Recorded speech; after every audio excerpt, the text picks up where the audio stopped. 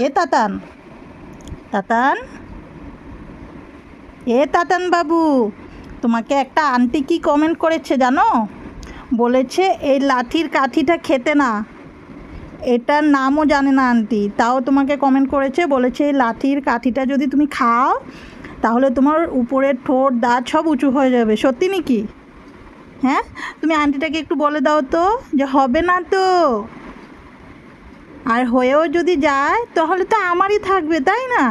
আর আমার দাঁত বা ঠোঁট যদি উঁচু হয় তোমরা কি আমাকে ফেলে দেবে? আমাকে আদর করবে না?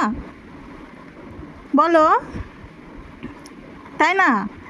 আর মাম্মি কি করবে, একা একা মাম্মির সব দিক দেখতে হয়, তো আমাকে তো এটা একটু দিয়ে রাখতেই হয় না? আমি যখন একটু বেশি কান্না করি তখনই এটা একটু মুখে নিই, আর একটু খেলে কিছু হয় না।